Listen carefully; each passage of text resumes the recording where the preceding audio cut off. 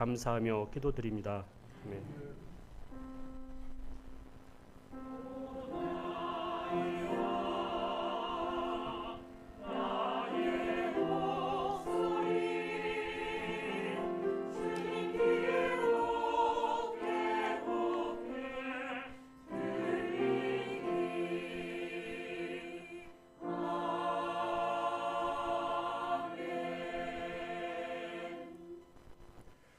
함께 말씀 보겠습니다. 룻기 1장의 말씀입니다. 룻기 1장 15절부터 18절까지 말씀입니다. 룻기 1장 15절부터 18절까지 말씀입니다. 교독하겠습니다. 제가 먼저 1장 15절 말씀 봉독하겠습니다. 나오미가 또 이르되 보라 내 동서는 그의 백성과 그의 신들에게로 돌아가나니 너도 너희 동서를 따라 돌아가라 하니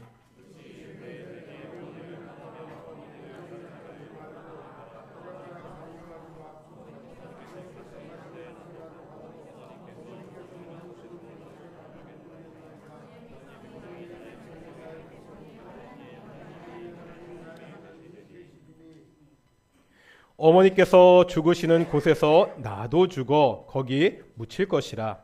만일 내가 죽는 일 외에 어머니를 떠나면 여호와께서 내게 벌을 내리시고 더 내리시기를 원하나이다 하는지라.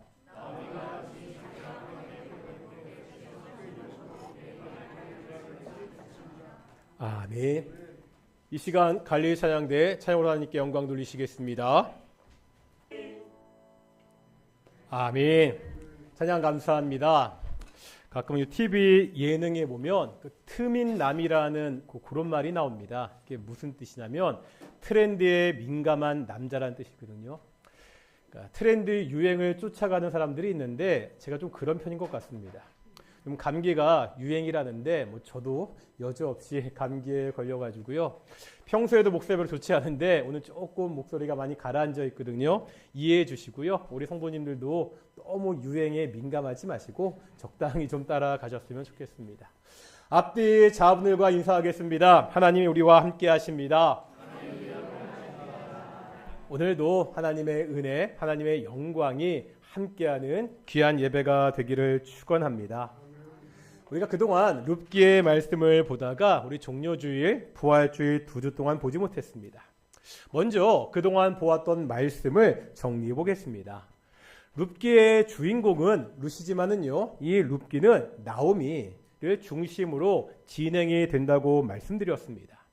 룻기 1장 1절부터 5절까지에 보면 나오미에게 숨가쁘게 불행이 닥치죠. 흉년이 들어서 고향을 떠나야 됐습니다. 겨우 정착한 낯선 땅에서 버팀목이었던 남편이 죽고 맙니다. 하늘이 무너지는 것 같습니다. 이제 나오미는 두 아들과 살아남아야 합니다. 나오미는 악착같이 살아남았습니다. 두 아들을 장가 보내기까지 했습니다. 이제 좀 살만해졌습니다. 불행 끝 행복 시작입니까? 불행이 계속되지요. 그 두 아들마저 죽고 맙니다. 그나마 남아있던 유일한 소망마저 사라졌습니다. 이제 낯선 이방 땅에서요, 남편도 자식도 없는 과부로 남았습니다. 나오미에게는 두 며느리가 있습니다. 이들도 남편도 자식도 없습니다. 상황이 비슷한 것 같지만 좀 다릅니다.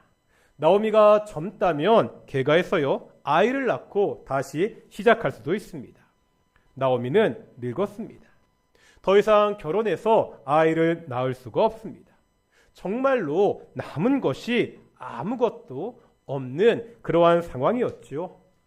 이런 나오미가 한 가지 소식을 듣게 됩니다. 1장 6절에 나오죠. 어떤 소식을 듣게 되죠? 하나님이 자기 백성을 돌보셔서 양식을 주셨다는 소식을 듣게 됩니다. 이 소식을 듣고 이제 나오미는 하나님이 계시는 고향 땅으로 돌아갈 결심을 합니다. 나오미가 고향으로 돌아가는 길에는 오르바와 룻 두 며느리가 함께하지요. 며느리 입장에서 보면 시어머니를 따라가지 않는 것이 좋습니다. 시어머니를 따라가면 어떻게 되죠? 자신들도 역시 낯선 땅에서 과부로 살아야 됩니다. 그럼에도 시어머니를 사랑하는 마음, 생각하는 마음에 길을 나섰습니다. 나오미가 보니까 앞으로요, 이 두 며느리에게 닥칠 고생길이 뻔히 보입니다. 그래서 어떻게 하죠? 계속 다시 고향으로 돌아가라고 종용합니다. 이 며느리들은 고향으로 가지 않고 내가 나오미를 따르겠다고 계속해서 이야기합니다. 그러다 계속되는 설득 끝에 오르바는 결국 고향으로 돌아갑니다. 이제 나오미 곁에는 룻만 남아 있습니다. 우리가 그동안 여기까지 보았습니다. 이제 남아있는 룻을 보고서 나오미가 다시 이야기를 시작합니다. 오늘 본문 15절입니다. 15절 한번 읽어보겠습니다. 시작.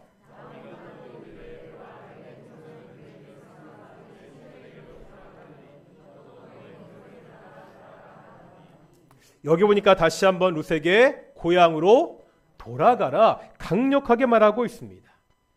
나오미는 1장에 보면은요, 3번에 걸쳐서 돌아가라고 이야기합니다. 그런데 이것을 잘 살펴보면 돌아가야 되는 고향 땅의 대상이 바뀌는 것을 볼 수 있습니다. 첫 번째는 8절입니다. 8절 보실까요? 누구에게 돌아가라고 이야기하고 있죠? 너희는 각기 너희 어머니의 집으로 돌아가라. 가장 평범한 말입니다.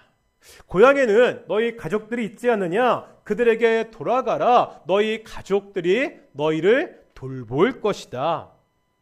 이제 9절 보겠습니다.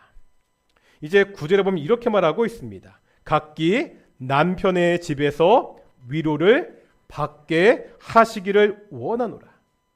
지금은 남편이 없습니다. 하지만 며느리들은요, 아직 젊습니다. 고향에 돌아가면 다시 결혼해서 새로운 가정을 꾸릴 수 있습니다. 이제 새로운 미래가 열릴 수가 있습니다. 이 말에 오르바는 결국 나오미 곁을 떠납니다. 하지만 여전히 룻은 남아 있습니다. 나오미는요, 이제 룻에게 또 다른 사실을 상기시키고 있습니다. 그게 오늘 보면 15절입니다. 뭐라고 말합니까? 내 동서는 그의 백성과 누구에게로? 그의 신들에게로 돌아가나니. 이번에는요, 민족과 신의 문제입니다. 나를 따라오는 것은 너의 백성과 네가 섬기던 신을 포기하는 일이라고 말하고 있습니다. 가족을 포기할 수도 있고 결혼을 포기할 수도 있다. 그런데 네가 속한 그 민족과 네가 평생 섬기던 그 신을 포기할 수 있느냐? 나오미는 이렇게 묻고 있습니다.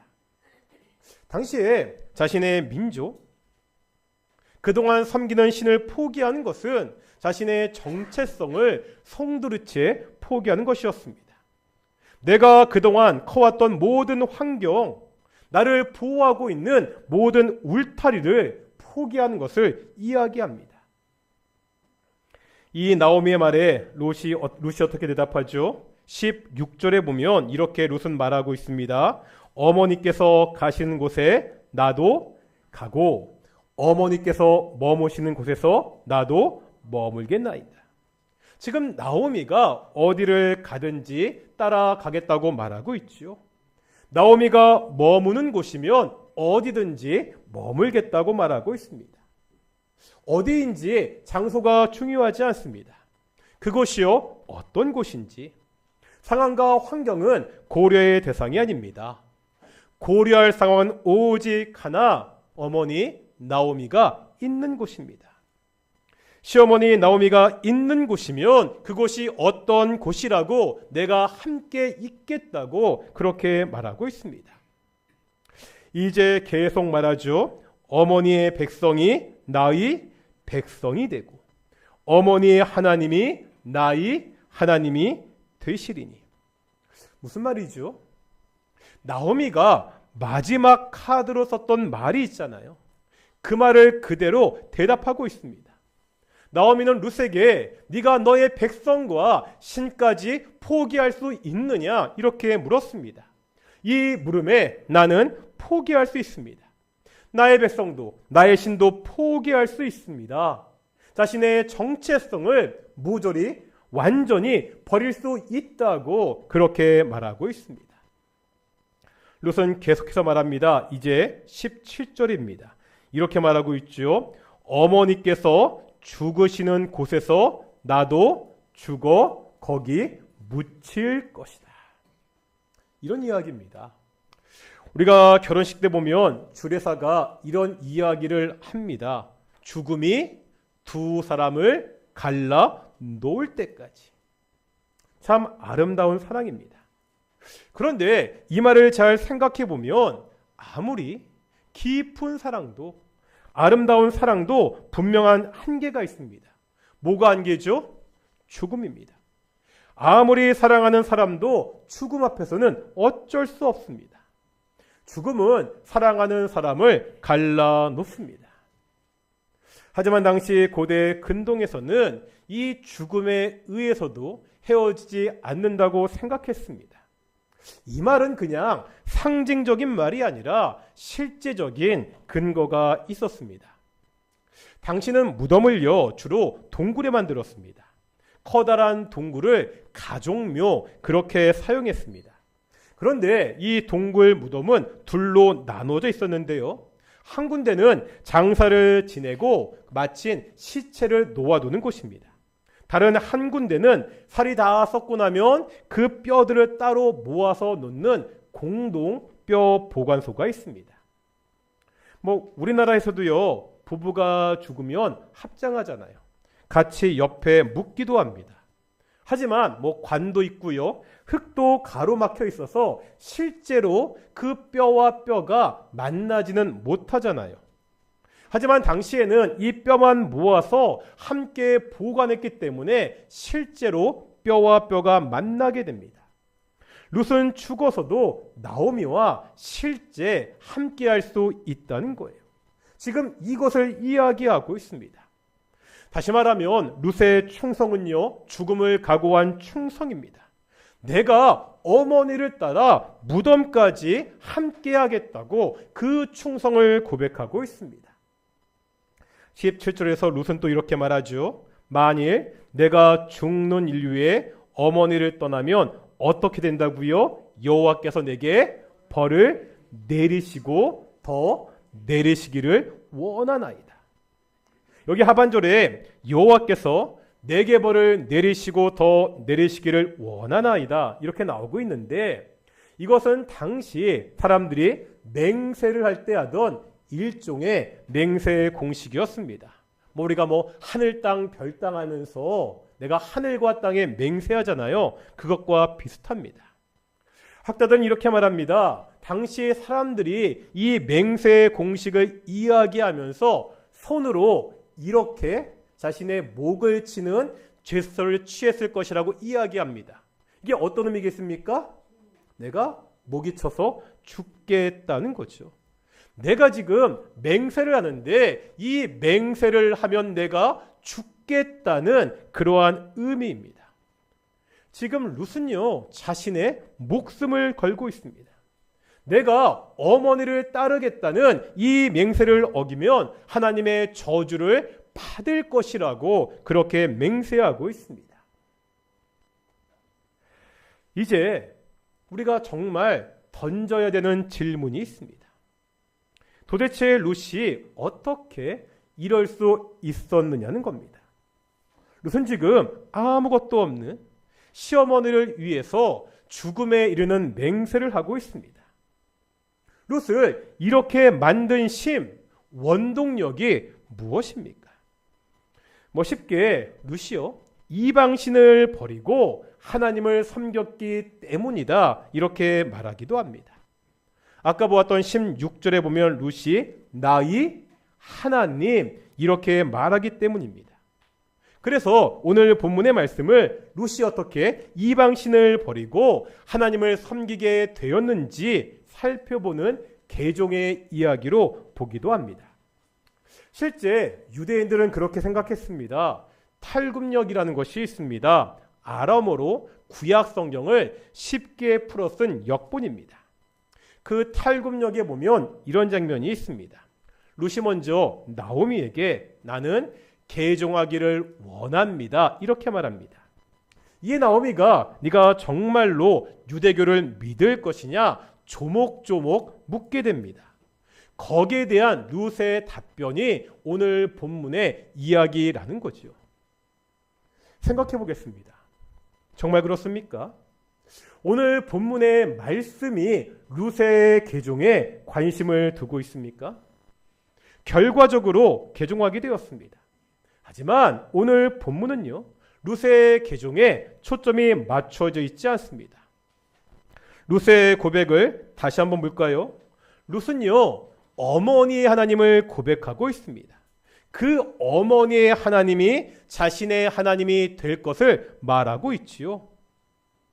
룻이요, 나오미를 통해서요, 하나님을 믿고 나서 그 신앙 때문에 나오미에게 충성을 보이는 것이 아닙니다.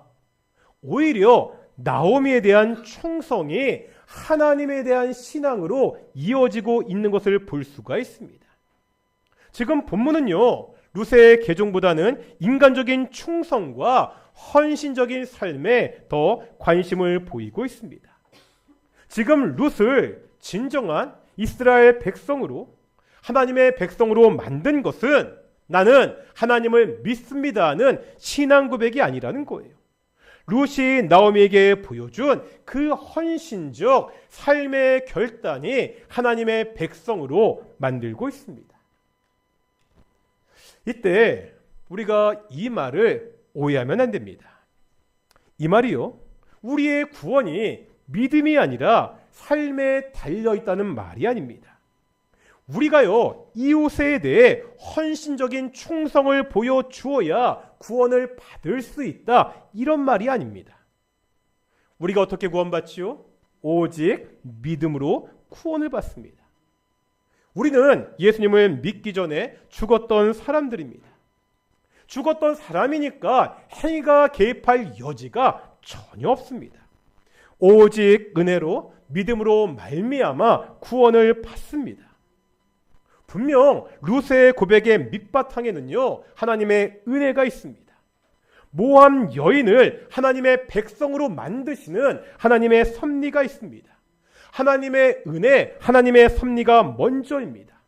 그런데 이 하나님의 은혜가 지금 어떻게 나타나고 있지요? 룻의 충성된 모습입니다. 룻은요, 하나님을 잘 알지 못했습니다. 나오미를 통해 어렴풋이 알고 있었습니다. 그런데 이런 룻이 지금 하나님의 백성의 삶을 살아내고 있습니다. 이런 룻의 충성을 이해하기가 쉽지 않지요. 나라를 위한 것도요, 위대한 사람이나 수많은 사람들의 목숨을 구하기 위한 것도 아닙니다. 지금 보잘것없는 한 늙은 여인을 위해서 목숨을 바치는 충성을 하고 있습니다. 이 모습을 쉽게 봉건시대의 일로 치부할 수도 있습니다. 한 번 결혼한 여인이 평생 수절한 채 시댁을 섬겨야 한다, 이런 시대착오적인 모습으로 생각할 수도 있습니다.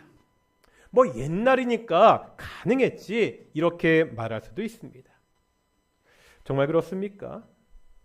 오늘 본문의 룻의 행동은요, 오늘날 우리와는 먼 나라 이야기입니까? 우리와는 상관이 없는 그러한 모습입니까? 우리가 예수님을 믿지 않는 사람들이라면 그럴 수도 있습니다. 하지만 우리는 기독교인입니다. 예수님의 제자들입니다. 예수님의 제자들은 세상과 다른 모습으로 살아야 됩니다. 예수님이요, 그렇게 사셨기 때문입니다. 예수님이요, 이 땅에서 어떤 삶의 모습을 보여주셨지요? 사람을 위해서 충성하는 삶, 우리 사람들을 위해서 목숨을 건 충성의 삶을 보여주셨습니다. 어떤 사건이죠? 예수님의 십자가 사건입니다. 예수님의 십자가는 어떠한 사람들을 위한 것이었습니까? 뭐 선하고 의로운 사람들을 위한 것이었습니까? 이 땅에 힘을 가지고 있는, 뭐 능력이 있는 대단한 사람들을 위해서 예수님이 십자가에서 죽으셨습니까? 그렇지 않습니다.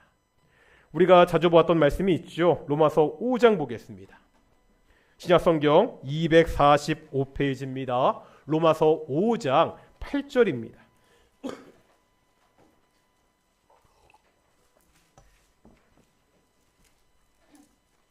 로마서 5장 8절입니다. 신약성경 245페이지 로마서 5장 8절의 말씀입니다.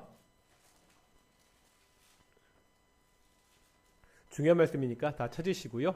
표시해 두시고 같이 읽겠습니다. 시작. 우리가 아직 죄인 되었을 때에 그리스도께서 우리를 위하여 죽으심으로 하나님께서 우리에 대한 자기의 사랑을 확증하셨느니라. 이제 밑에 10절 보겠습니다. 10절입니다. 시작. 곧 우리가 원수 되었을 때 그의 아들의 죽으심으로 말미암아 하나님과 화목하게 되었은즉 화목하게 된 자로서는 더욱 그의 살아나심으로 말미암아 구원을 받을 것이니라. 아멘.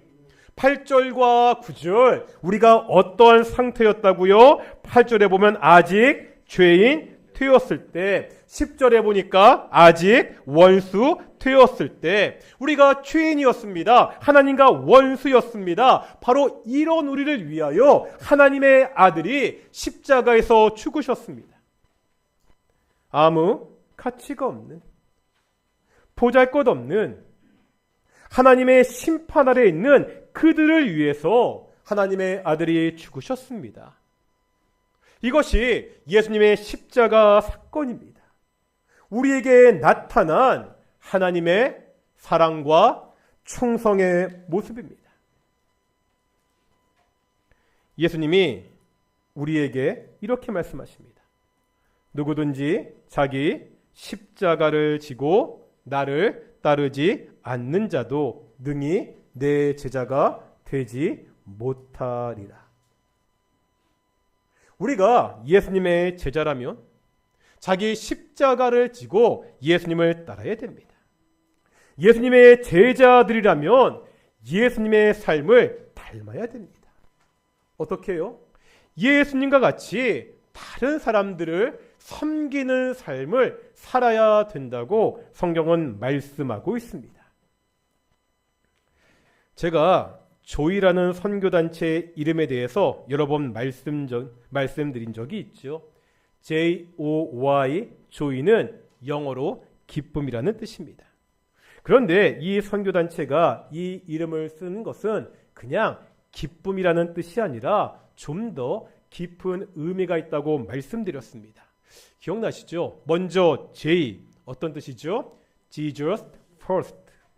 O, others second. Y, you third. 이런 말입니다. Jesus first. 예수님이 첫 번째입니다. Others second. 다른 사람들이 두 번째입니다. 이제 you third. 당신이 내가 마지막입니다. 이렇게 사는 삶이 조이, 참된 기쁨이라는 의미입니다. 우리 삶의 우선순위가 바뀌어야 됩니다. 나보다 누가요? 예수님이. 나보다 다른 사람들이 먼저인 삶을 살아야 됩니다. 미국의 전 대통령이었던 오바마가 선거를 치를 때 외쳤던 구호가 하나 있습니다.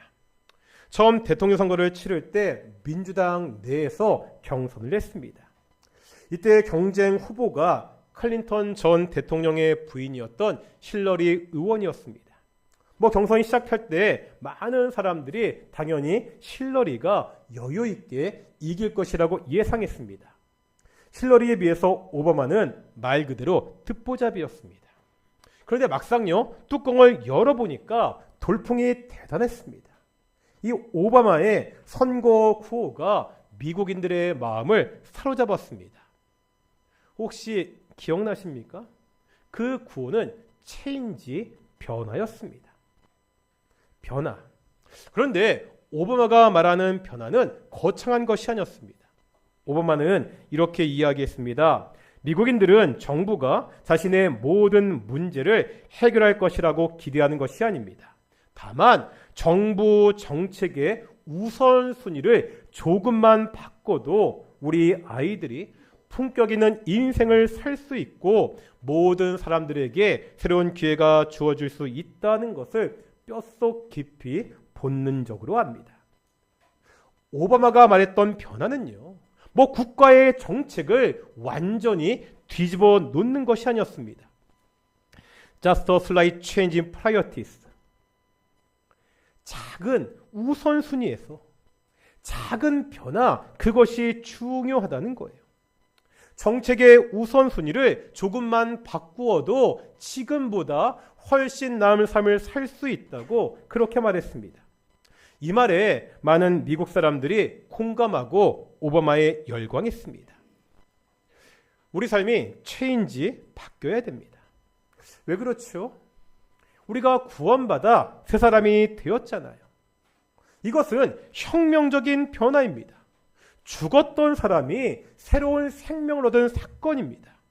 우리는 이미요, 혁명적인 삶의 변화를 체험한 사람들입니다.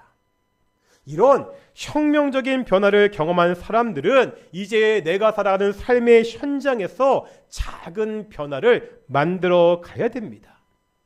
어떤 변화요? 삶의 우선순위가 바뀌어야 됩니다. 나 중심에서 하나님 중심으로 바뀌어야 됩니다. 나 먼저에서 다른 사람 먼저로 바뀌어야 됩니다. 이 공동체 안에 있는 약한 사람들을 돌아보고 섬길 수 있어야 됩니다. 이렇게 한 사람 한 사람의 변화는 작아 보이죠. 하지만 한 사람 한 사람 이런 작은 삶의 변화들이 모일 때 우리 공동체는 혁명적으로 바뀔 수 있습니다. 룻의 이야기인 것을 보여주죠. 룻은요, 보잘것없는 늙은 여인에게 충성을 다했습니다. 나라를 위해서 엄청난 일을 한 것이 아닙니다. 수많은 사람들을 구하기 위해서 자신의 목숨을 희생한 것도 아닙니다. 그냥 그저 내 눈앞에 있는 그 불쌍한 시어머니를 위해서 충성을 다했을 뿐입니다. 그런데 이 충성이 어떠한 결과를 낳습니까? 이미 우리가 룻기가 어떻게 끝나는지 보았습니다. 룻기 마지막이 뭐로 끝나죠? 다윗의 족보로 끝납니다. 룻은요, 다윗의 증조 할머니가 됩니다. 이 다윗은 누구의 조상이에요? 예수님의 조상입니다. 마태복음 1장에 나와 있는 예수님의 족보에 바로 룻의 이름이 올라가 있습니다. 룻의 작은 충성이 예수님의 족보로 이어지는 엄청난 결과를 낳았습니다. 사랑하는 동인교회 안에 룻과 같은 사람들이 많아지기를 소망합니다. 때로 내가 손해보고 때로 내가 좀 상처를 입을지라도 약한 사람들을 끝까지 섬기는 사람들입니다. 약한 그 한 사람에게 충성을 다하는 사람들입니다.